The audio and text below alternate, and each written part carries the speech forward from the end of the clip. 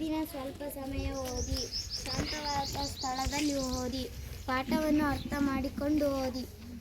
ಮುಖ್ಯ ಪದವನ್ನು ಗುರುತಿಸಿ ಓದುವುದನ್ನು ಮತ್ತೆ ಓದಿ.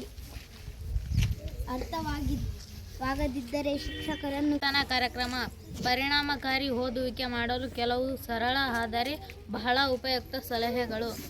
ಸ್ಪಷ್ಟ ಗುರಿ ಇಟ್ಟು ಓದಿ. ಪ್ರತಿದಿನ ಏನು ಓದಲೇಬೇಕು ಎಂಬುದನ್ನು ಮುಂಚಿತವಾಗಿ ನಿಗದಿ ಮಾಡಿ. ಸಮಯ ಪ್ಲಾನ್ ಮಾಡಿ. ಓದುವ ವೇಳಾಪಟ್ಟಿ ತಯಾರಿಸಿ. 25ರಿಂದ 30 ನಿಮಿಷ ಓದಿ ನಂತರ 5 ನಿಮಿಷ ಬ್ರೇಕ್ ತೆಗೆದುಕೊಳ್ಳುವುದು ಉತ್ತಮ. ಓದಿದ್ದನ್ನು ಪುನರಾವಲೋಕನ ಮಾಡಿ. ಓದಿದ ವಿಷಯವನ್ನು ದಿನದ ಕೊನೆಯಲ್ಲಿ ಅಥವಾ ವಾರಕ್ಕೆ ಒಮ್ಮೆ ರಿವಿಷನ್ ಮಾಡಿ.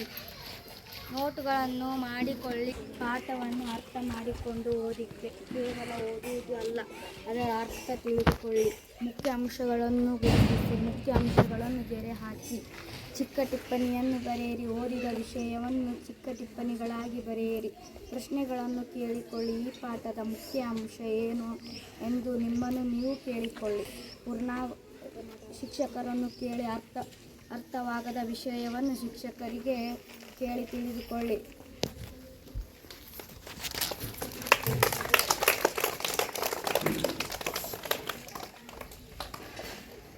ಉಳಿದವ್ರಿಗೆ ಏನೈತಿ ನಿಮ್ಗೆ?